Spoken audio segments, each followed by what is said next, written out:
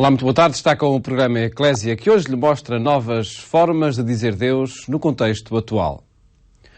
Os tempos de crise podem ser de aprendizagem e os artistas podem revelar, nesse contexto, novas dimensões da existência e da forma como a entendemos.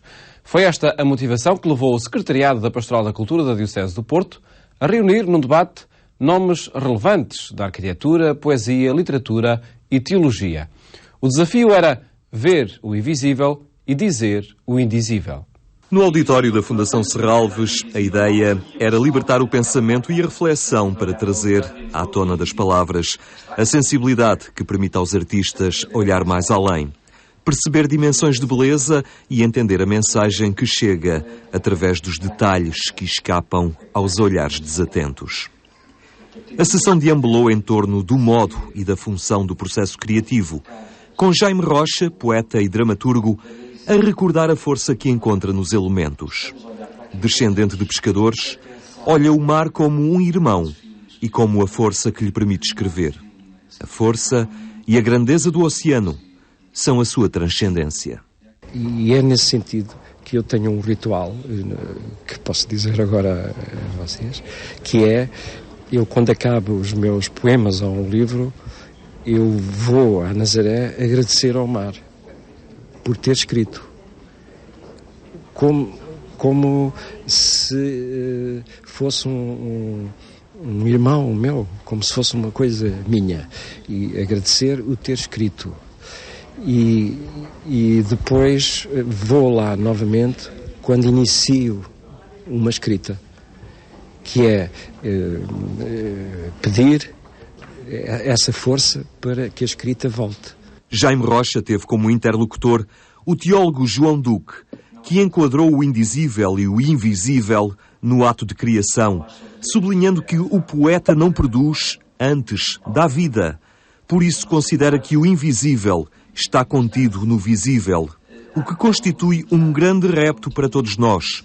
Invisível é o que habita o interior do que lá está, o que permite ouvir os sons e os sentidos que habitam no interior das palavras, ou ouvir as palavras e sofrer os efeitos cerebrais que elas nos provocam. Este é também um desafio à teologia, que procura entender a transcendência e torná-la acessível aos homens que a não entendem. A forma mais autêntica de a teologia ir ao encontro de alguém que se crê não crente, quer dizer, em princípio não crente, pelo menos explicitamente que se afirma não crente, é a pessoa, o crente, ser sinceramente crente e ao mesmo tempo explorar o significado, está nos detalhes, da sua fé. Porque muitas vezes, de facto, aquilo que impede o diálogo com o não crente é o próprio crente não saber em que acredita, ou não explorar, inclusive, o significado da sua fé. E muitas vezes acredita em algo que provavelmente também não é a fé cristã e que muito legitimamente o não crente não aceita. O Secretariado da Pastoral da Cultura da Diocese do Porto entende que as crises são também tempos propícios para reaprender a ver, e os artistas podem ensinar um pouco da sensibilidade que lhes permite ir mais além. Nós vivemos um tempo muito difícil, não é?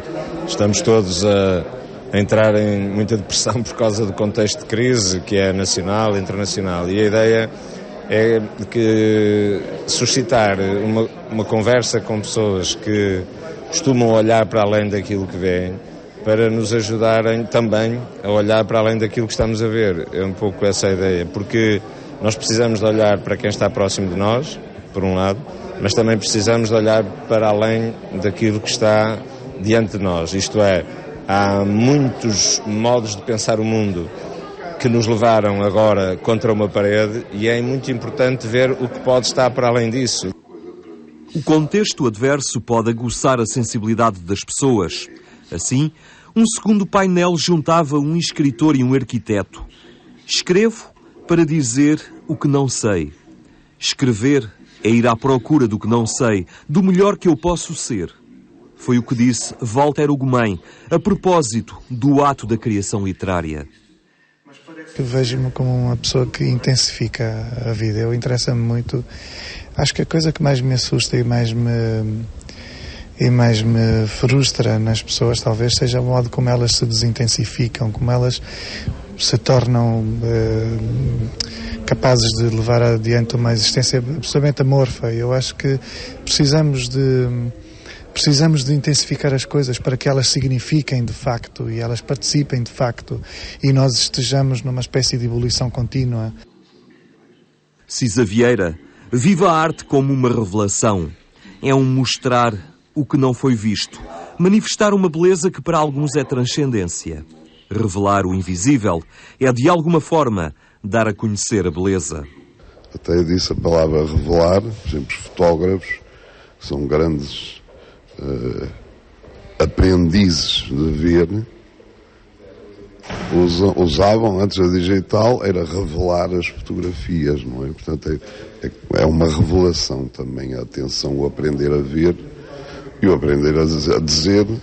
Então é um labor, uma oficina extraordinária de concentração, de treino, mas que tem muito a ver com a arquitetura. Como dizia o diretor do Secretariado da Pastoral da Cultura, que promoveu este encontro, é preciso continuar a ligar a fé e a razão, a arte e o sagrado, o invisível e o visível, afinal tão juntos e tão separados. Este, um debate que é uma sementeira de novos possíveis e de um horizonte mais humano para a nossa vida, tão desfigurada que ela anda, à semelhança de um Cristo que assim, na cruz, morreu o Redentor.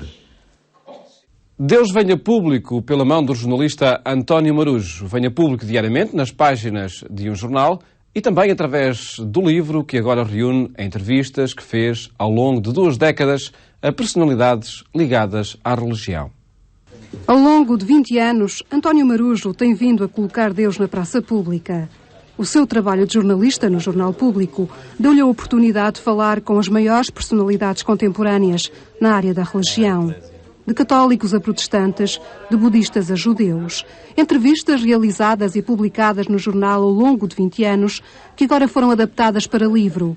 Deus vem a público, entrevistas sobre a transcendência, é uma obra onde o discurso direto traz para o espaço público o debate sobre Deus. Trata-se de debater o lugar de Deus e da questão religiosa na vida das pessoas e na sociedade contemporânea.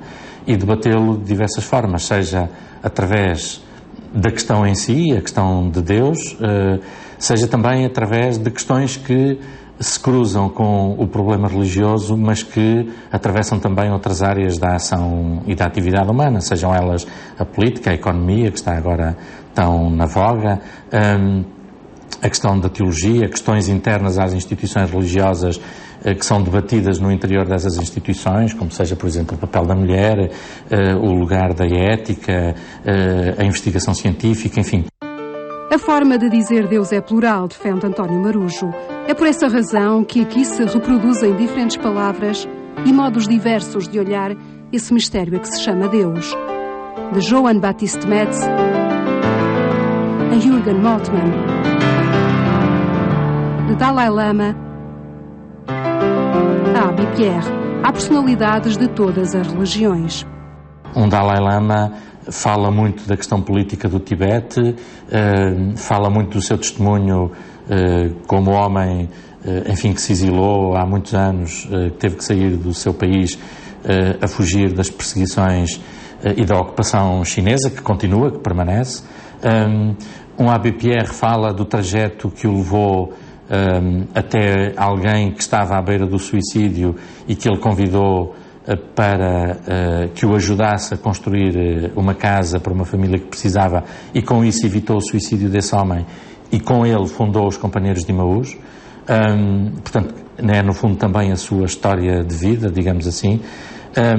Depois há testemunhos de fé extraordinários, riquíssimos, como por exemplo de 2 teólogos alemães ainda vivos, da geração do atual Papa, o Johann Baptist Metz e Jürgen Moltmann, um católico e um protestante, que viveram a Segunda Guerra Mundial e que foi na descoberta, foi no confronto com a morte de amigos seus ali ao lado, no campo de batalha, onde eram jovens, muito ainda antes da idade própria para fazer o serviço militar, mas que foram forçados a fazê-lo, e ao verem a morte de amigos seus se confrontaram com a questão de Deus, e isso levou-os a decidir enverdar pela investigação da teologia e pela preocupação em refletir sobre o papel e o lugar de Deus na sociedade contemporânea. Entrevistas, algumas com 20 anos, mas que continuam atuais. Para António Marujo, muitas delas falam de uma questão essencial nos dias de hoje: a predominância do poder económico e financeiro sobre o poder político e, como consequência, o roubo da democracia. Há vários dos entrevistados que eu tenho no livro que chamam a atenção para esta realidade e que alertam para o excessivo poder que começa a ficar concentrado nas mãos de meia dúzia de pessoas no nosso mundo. Porque, de facto, são meia dúzia. Quando nós olhamos, enfim, as grandes instituições financeiras que realmente detêm o poder sobre os governos, que ditam regras e leis aos governos, seja da União Europeia, dos Estados Unidos, mesmo dos países mais poderosos do mundo, é de começarmos a refletir que é necessário outro mundo, é necessário outra realidade, é necessário outro modo de fazer política. É necessário que a política seja devolvida às pessoas e que a democracia... É evidente, era isso que eu ia dizer, é necessário devolver a democracia às pessoas. Bom, estou a utilizar expressões que alguns dos entrevistados do meu livro também usam, porque de facto a democracia foi de certo modo usurpada, roubada às pessoas, porque foi sendo retirado cada vez mais poder de decisão através daquilo que é o instrumento por excelência das democracias, que é o voto. Há 20 anos a tratar questões religiosas num jornal generalista, António Marujo teme que a crise económica possa pôr em causa a presença de jornalistas especializados nesta área, onde existe algum preconceito mediático. Mas os dados dizem que há procura para o tema de Deus no jornalismo. Nós temos dados que nos dizem que quando há grandes acontecimentos religiosos, por exemplo, o jornal vende mais. Quando há determinadas matérias especiais do âmbito religioso, o jornal vende mais. Há pouco tempo, no Natal, um texto sobre Jesus teve várias dezenas de milhares de pessoas que o foram ler no site. Para os próximos meses está previsto o lançamento do segundo volume do livro Deus Vem a Público, desta vez com entrevistas a personalidades ligadas à religião na sociedade portuguesa. Tempo agora para as memórias e a história do Concílio Vaticano II. Em cada terça-feira, o programa Eclésia informa sobre o contexto histórico dos tempos dessa reunião de bispos de todo o mundo em Roma e apresenta-lhe memórias, muitas contadas na primeira pessoa, desses anos. É o caso de José Vítor Adragão, que conta ao jornalista Henrique Matos como viveu esse acontecimento.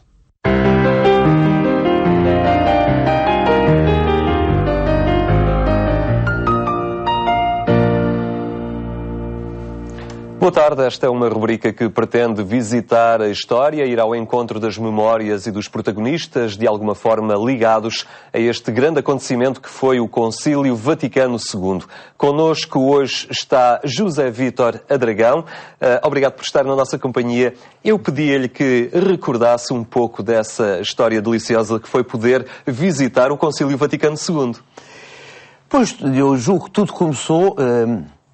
É evidente que o aparecimento do concílio foi qualquer coisa que tocou comigo, que tocou connosco.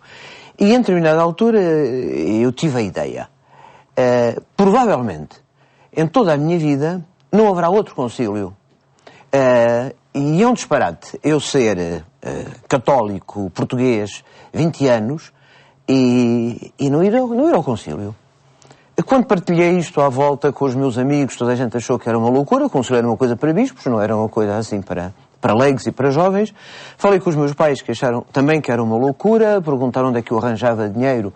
Eu pus-me a dar explicações de grego para fazer dinheiro para ir, e um dia arranjei uma mochila, pus a mochila às costas, e sozinho, no comboio, a caminho de Roma. É preciso ver, estamos há 50 anos, quase.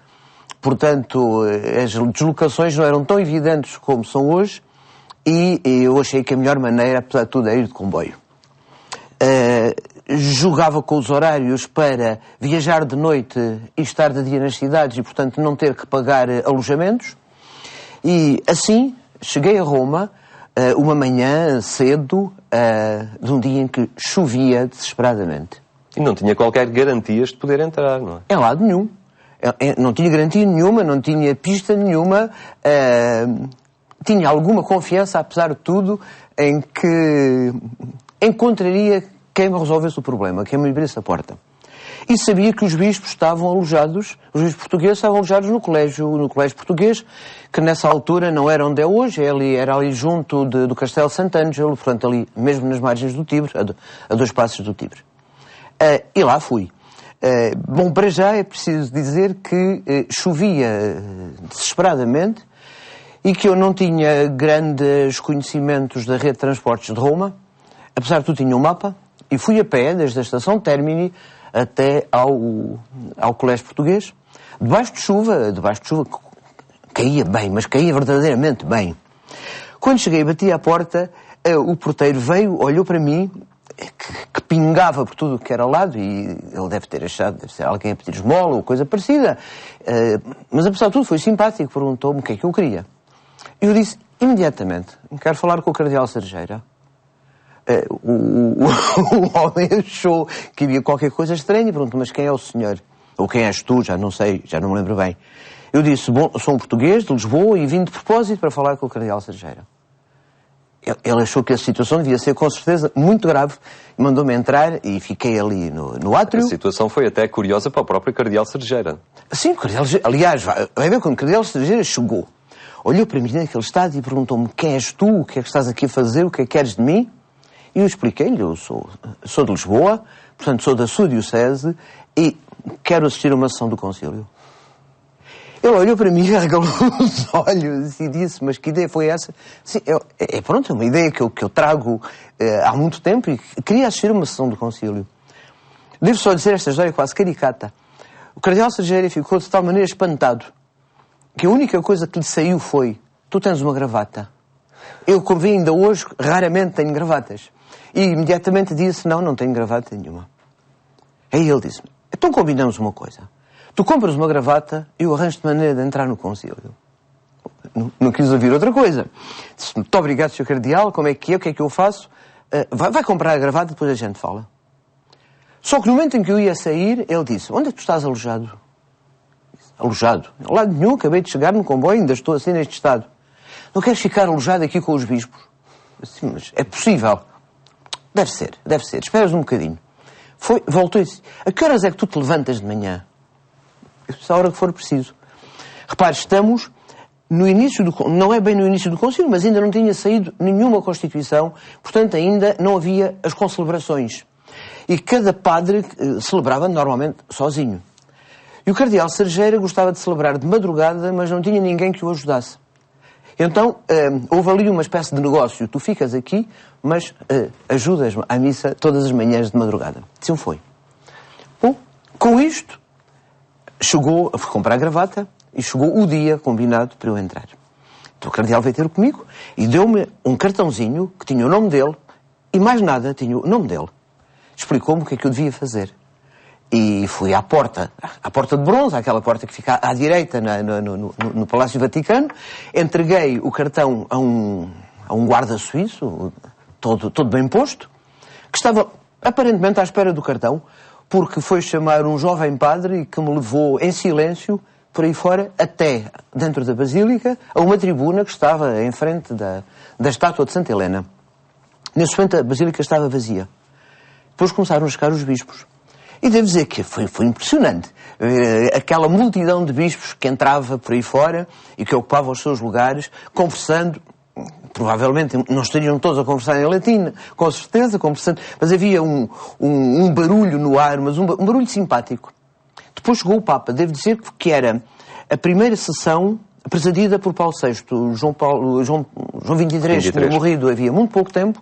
Era a primeira sessão presidida por Paulo VI e quase que dava a ideia que Paulo VI estava ainda um bocadinho a aprender a ser... à vontade. Um bocadinho a aprender a ser Papa. Mas a verdade é que foi uma sensação realmente espantosa e eu fiquei francamente satisfeito comigo próprio por ter-me batido por ir... Reconheceu aí que tinha valido a pena todo aquele sacrifício, aquele esforço? Sim, francamente, quer dizer, ultrapassou as minhas expectativas. Acabei por não perceber muito o que estava a passar, quer dizer, as discussões passavam ao meu lado. Mas o que me interessava mais naquele momento era a possibilidade de estar ali, naquele espaço. Viver um momento histórico. Viver um momento e naquele lugar, portanto, com o ambiente, com o espírito do lugar, como se costuma dizer. Percebeu que, de alguma forma, estava a ser um protagonista de um momento histórico e, de alguma forma, marcou-o para a sua vida também? Bom, a noção de que estava a ser protagonista não a tive. Quer dizer, os protagonistas estavam todos nas outras bancadas e não nas tribunas. Que para mim era qualquer coisa que me havia de marcar a vida inteira, isso não tenho dúvidas. Quer dizer, ainda hoje quando me perguntam para eu contar um episódio da minha juventude que me tivesse marcado, a primeira que me salta é a ida ao Vaticano II. Isso não tenho dúvida nenhuma. Muito bem, fica então esta narrativa inesperada da visita, da entrada a uma aula do Concílio Vaticano II. Muito obrigado. Ficam as memórias do Concílio, que são também, para muitos, o impulso e a razão para o agir e o seu envolvimento pastoral. Fica também um desafio. Quem tiver documentos e memórias do tempo do Concílio que queira partilhar connosco, faça chegar essa informação ao nosso mail, que é programa@eclesia.pt.